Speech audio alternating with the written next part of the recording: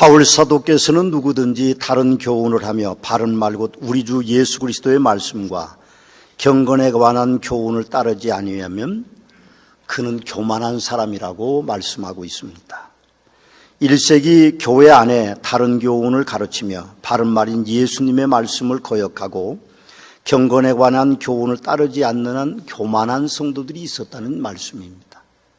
21세기인 오늘날도 교회 안에는 다른 교훈을 가르치고 예수님의 말씀을 거역하고 경건하게 살지 않는 목사들도 있고, 그리고 그 목사를 추종하는 교인들도 있습니다. 서머나교회는 다른 교훈을 멸하는 그런 교회가 돼야만 됩니다. 아멘입니다. 바울과 디모데가 살던 1세기의 다른 교훈은 무엇이었을까요? 이미 우리가 1장에서도 말씀을 살펴봤습니다만 그 관역을 빗나가서 사는 죄 중에 사는 사람들, 그 사람들은 교만 때문에 그 일을 이루고 있는 것입니다. 우리가 선하고 우리가 악하다는 것들도 구분하는 것이 결국 우리의 마음 속에서 결정하는 것이지 하나님의 뜻이 아니라는 것입니다. 1세기 또 율법주의자들인 에비온주의라는 사람들이 있었습니다. 1장에서도 우리가 말씀을 살펴봤습니다만 이들은 다른 교훈으로 이단으로 확정된 사람들입니다. 그럼 천국에 가서 보시면 놀랄 일이 세 가지가 있다고 합니다. 그 첫 번째는 천국에 내가 가 있는 것입니다. 눈 떠서 보면 천국입니다. 어떤 목사님이 갑자기 심장에 문제가 와서 2시간 동안 의식을 잃었는데 눈을 확 떴는데 앞이 환하더래요. 그래서 아이고 내가 천국에 왔구나. 그런데 보니까 의사도 있고 간호사, 천국은 의사 간호사가 필요 없는데 그들이 있어서 내가 죽은 건 아니구나. 그걸 눈 뜨셨다고 그럽니다. 여러분 천국에 가면 놀랄 일이 세 가지가 있는데 그 중에 하나는 내가 천국에 와 있다는 것이라고 합니다. 두 번째로 놀랄 일이 있는데 그것은 저놈은 천국에 안 와야 되는데 천국에 그놈이 와 있는 것 때문에 놀란다는 거예요. 저건 분명히 천국에 안 와야 되는데 여기 천국에 와 있어요. 그래서 놀라는 거고, 세 번째로는 천국에 구석구석 다 뒤져봐도 천국에 올 것 같은 신앙생활하는 사람이 천국에 안 왔다는 것 때문에 놀란다는 거예요. 저는 그런 놀라움이 여러분께만 있고 오지 않아야 될 사람 또 와야 될 사람이 천국에 있는 것 때문에 놀라는 일이 없게 되시기를 주님의 이름으로 축원의 말씀을 드립니다.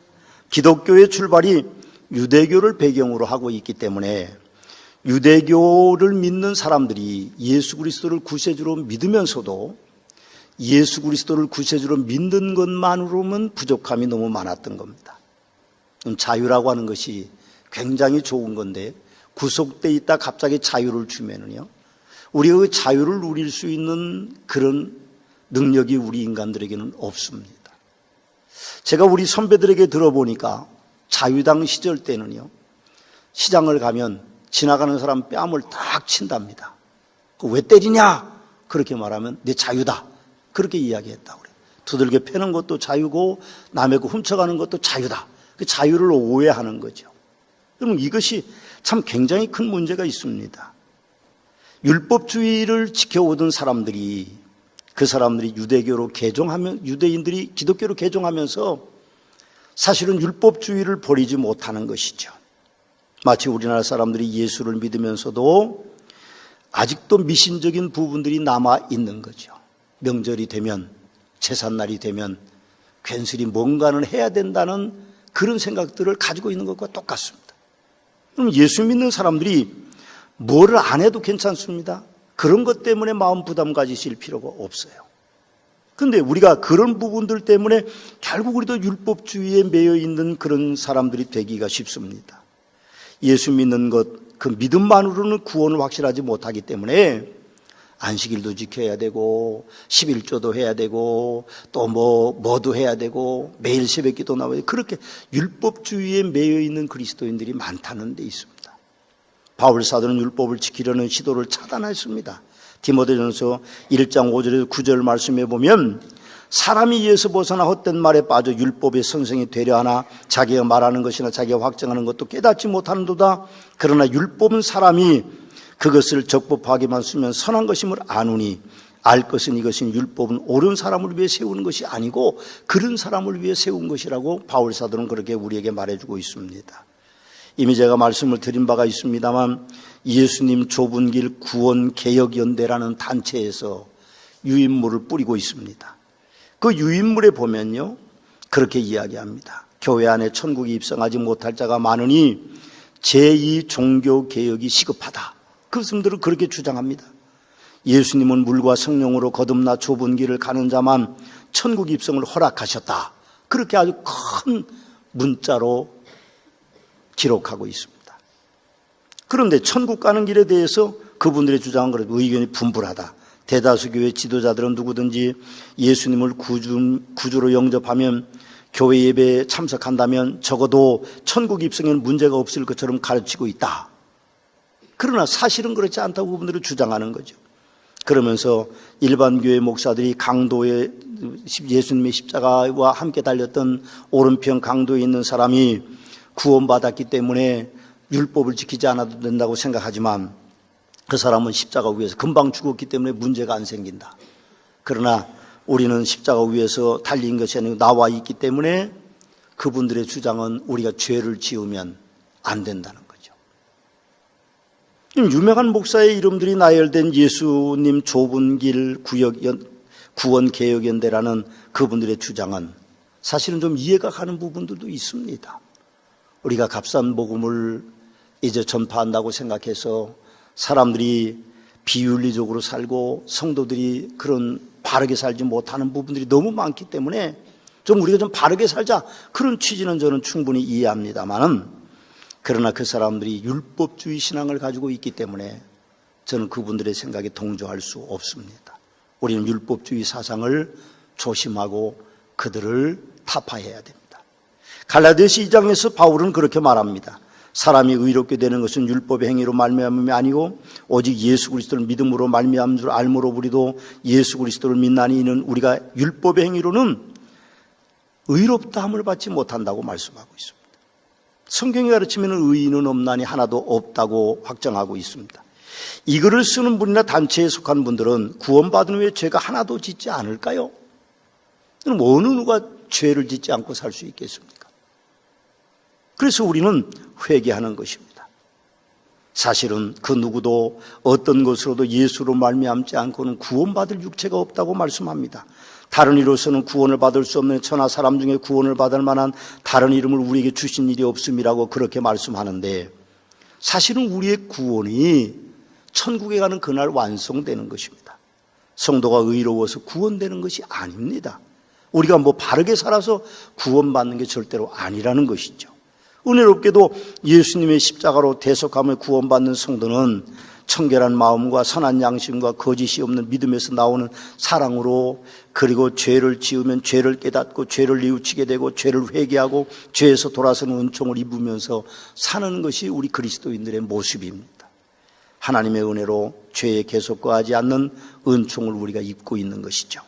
구원은 이미 예수님께서 다 이루어 놓으신 것입니다. 우리는 다만 믿음으로 그 예수 그리스도의 구원의 역사에 동참하는 것뿐입니다. 우리가 하나도 예수님의 구원의 역사를 위해서 이룰 것이 없습니다. 우리가 바르게 산다고, 우리가 의롭게 산다고 예수 그리스도의 구원의 역사에 조금 더 도움이 되거나 우리가 거기 덧붙일 수 없는 것이죠. 하나님의 은혜는 죄사함이고 우리가 할 수 있는 일이 있다면 죄를 깨닫고 회개하는 것입니다. 혹시 회개하지 못한 죄가 있더라도 이미 예수 그리스도께서는 십자가 위에서 다 우리의 죄를 대속하신 것입니다. 그럼 우리가 다 죄 짓고 회개할 수 있습니까? 우리가 다 율법을 지킬 수 있습니까? 그렇지는 못한 것입니다. 그렇다고 우리가 죄를 회개하지 않았다고 주님은 너 천국에 못 들어온다고 그 천국문을 가로막거나 닫아버리시지 않는다는 것이죠. 물론 우리는 회개해야 됩니다. 그러나 우리가 모든 죄를 다 회개할 수는 없습니다.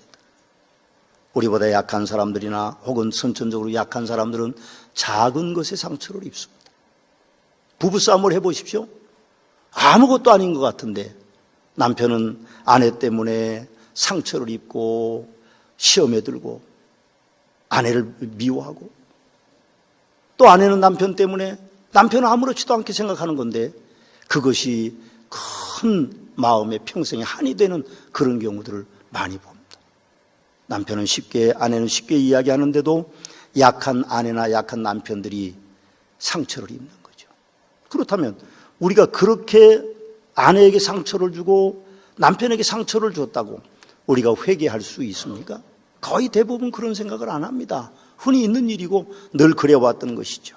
그렇다면 우리가 회개하지 못한다고 하면, 구원받지 못한다고 하면 우리가 어떻게 천국에 가겠습니까? 물론 우리는 회개해야 됩니다. 날마다 회개하고 알고 지은 죄 모르고 지은 죄들 다 용서해달라고 주님 앞에 그렇게 고백하지만, 사실은 우리의 고백이나 우리의 선함을 가지고는 우리가 구원받을 수 없다는 사실이죠. 우리는 율법으로 구원받을 수 없다는 사실을 기억해야 됩니다. 1세기 교회 안에 다른 교우는 말시온주의가 있었습니다. 이 사람들은 구약을 뺐습니다. 그래서 신약의 27권도 구약의 말씀이 한 구절이라도 인용되어 있으면 다 제해버리고, 그리고 그들은 자기들의 성경만을 만드는 이단들이 있습니다. 놀라지 마십시오. 의외로 말시온주의를 따라가는 그리스도인들이 많이 있었다는데 우리는 참 안타까움을 금할 수 없습니다. 또 1세기는 몬타누스주의라는 사람이 있었습니다. 이 사람들은 계시와 종말론주의자들이었습니다. 성경보다는 자신의 두 여자자인 막시밀라와 프리스카의 성령 대변자로 정하고 그들의 예언을 더 높게 샀죠. 심지어는 그 사람들은 페푸자라는 곳과 타미움이라는 곳에 새로운 예루살렘이 내려올 것이라고 믿었습니다. 그러나 오늘날까지 페푸자나 타미움에는 새로운 예루살렘이 임하지 않았습니다. 놀라운 일은 이런 이단들의 많은 성도들이 현혹되어 사이비 신앙을 추종했다는 데 있습니다. 오늘날도 많은 성도님들이 몬타누스주의와 같은 말세와 종말론의 예수 재림을 기다리는 이단 사이비에 가까운데 그 사람들에게 넘어가고 있습니다. 참 사람들은 귀가 얇습니다. 예수님이 언제 오신다더라, 이 땅에 어떤 재앙이 온다더라, 그런 것에 나라가 흔들리고 사람들이 흔들리고 교회가 흔들리고 목사가 흔들리고 장로가 흔들리고 집사가 흔들리는 그런 교회들이 의외로 많다는 데 있습니다. 주님이 오시는 날 우리는 두려움이 없습니다. 우리의 죄를 묻지 않으십니다. 이미 보혈의 십자가로 다 우리의 죄를 사했기 때문에 우리를 반갑게 우리를 천국으로 이끌어 주시지, 네가 그 죄 지었기 때문에 거기 그냥 있으라고 말하실 분이 아니라는 사실입니다. 왜 그렇게 쉽게 다른 교훈에 넘어가는지 참 안타깝습니다. 예나 지금이나 이단에 빠지면 신앙의 정도를 벗어나게 되고 몸이 망가지게 되고 인격이 황폐해지고 가정이 파탄나고 재물을 빼앗기는데도 그렇게 하고 있습니다. 저는 오늘은 안 서 있는지 모르겠지만 요즘 갑자기 관저동 사거리마다 파수대를 들고 서 있는, 멀쑥하게 차려입은 남자 여자들 두 사람씩 서 있는 분들이 계십니다. 참 다행인 것은 아침부터 저녁까지 그 추운 날, 비 오는 날, 안 오는 날 다 서 있어도 지나가는 사람들에게 크게 관심이 안 가지는 것을 참 다행이라고 생각하긴 합니다. 그러나 여러분, 이단들은요, 우리의 영혼을 어떻게든지 빼앗아 갑니다. 조금이라도 우리는 예수 그리스도 이외에 다른 메시아를 의지할 필요가 없고 우리의 능력과 우리의 어떤 것으로 구원받을 수 없다는 사실을 우리는 인정하고, 우리는 겸손히 주님 앞에 그 주님의 십자가에 무릎을 꿇는 그 일 이외에는 우리에게는 아무것도 구원의 방법이 없다는 사실을 기억하십시오. 오직 주님만이 우리를 구원하실 메시아이십니다. 그분이 우리의 구세주이신 거죠. 1세기 종교다원주의도 다른 교훈이라서 교회는 종교다원주의를 멸해야 됩니다. 예수 그리스도의 복음은 타협이 없습니다. 오직 예수님입니다. 오랜 세월 동안 인간은 여러 방법으로 하나님과 사람들 사이에 중보 다리를 놓으려고 했지만 그 어떤 것도 예수 그리스도를 대신할 수는 없었습니다. 오직 예수, 그분은 불변의 진리입니다. 예수 그리스도께서는 우리 죄에 대한 형벌을 대신 십자가 위에서 지으시고 죽으셨으며 무덤에서 3일 만에 다시 살아나셔서 하나님과 사람 사이의 구원의 유일한 다리가 되셨습니다. 하나님께서 오직 예수 그분이 보혈로 만드신 그 길만을 여셨고 사람은 그 길로만이 영생을 얻을 수 있습니다. 사람이 선한 행위로 죄사함과 천국에 갈 수 없습니다. 사람이 교육받음으로 죄사함과 천국에 갈 수 없습니다. 사람이 윤리적으로 완전해짐으로 죄사함과 천국에 갈 수 없습니다. 사람이 다른 종교에 심취함으로 죄사함과 천국에 갈 수 없습니다. 그런데도 다른 종교와 타협하는 목사들과 기독교 단체들이 있습니다. 2년 전에는 부산에서 모 단체가 세계대회를 열었을 때에 기독교가 두 조각이 났습니다. 많은 교파들이 그 단체를 옹호하고 그 단체에 가입하고 행사를 치렀습니다.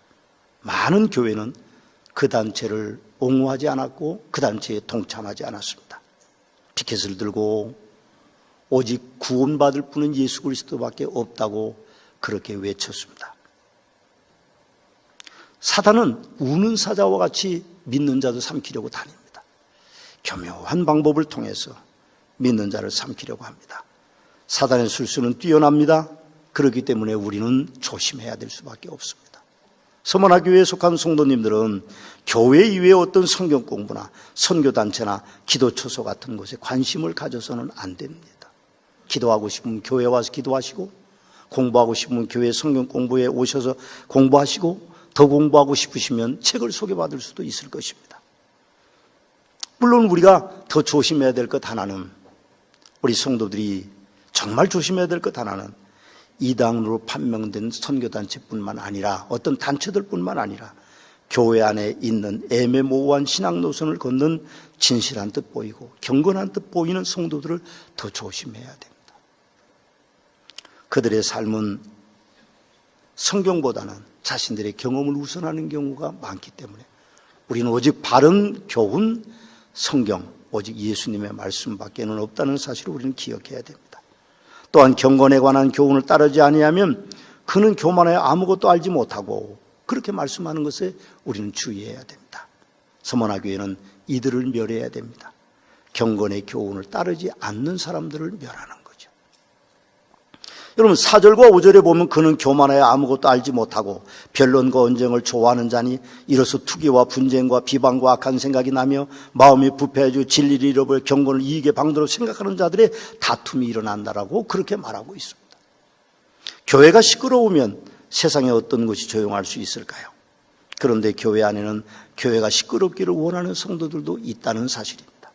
그들은 교만하여 아무것도 하지 못하고 변론과 언쟁을 좋아하는 자라고 말하고, 그들이 교회를 시끄럽게 하는 방식은 투기와 분쟁과 비방과 악한 생각이 나는 것이고, 그분들의 종말은 마음이 부패하여지고 진리를 잃어버려 경건을 이익의 방도로만 생각하는 자들이고, 그들의 결국은 사단에게 이용돼서 교회 안에 다툼이 일어나는 것이라고 바울 사도는 우리에게 그렇게 오늘 본문에 말씀하고 있습니다.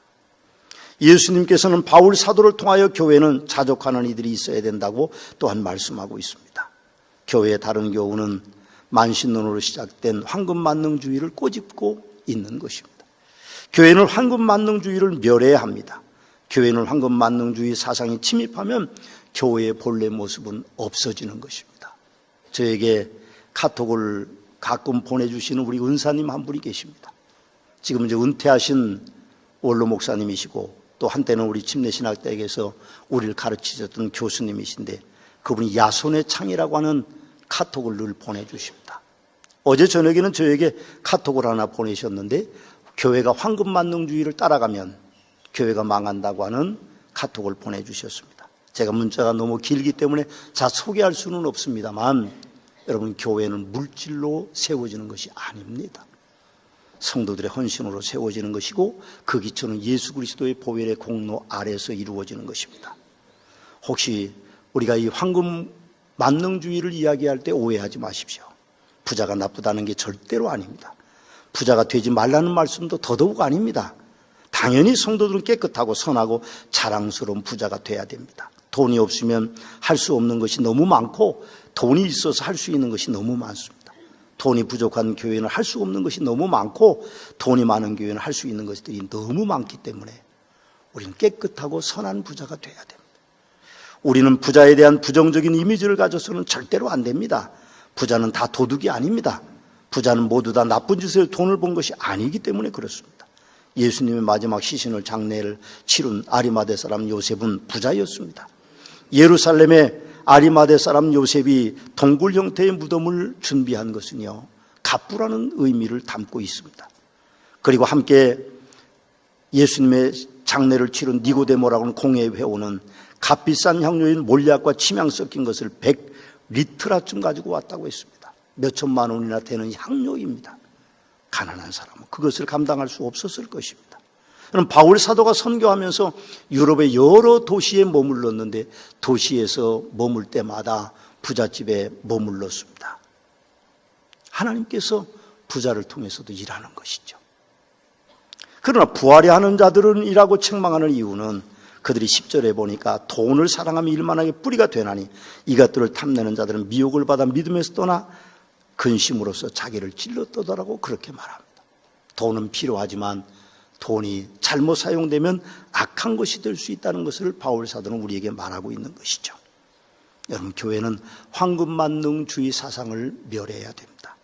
우리는요, 오늘 7절 말씀같이 세상에 아무것도 가지고 온 것이 없음에 또한 아무것도 가지고 가지 못하고 8절 말씀에 기록된 대로 우리가 먹을 것과 입을 것이 있은즉 족한된 것으로 알 것이라고 그렇게 말씀합니다.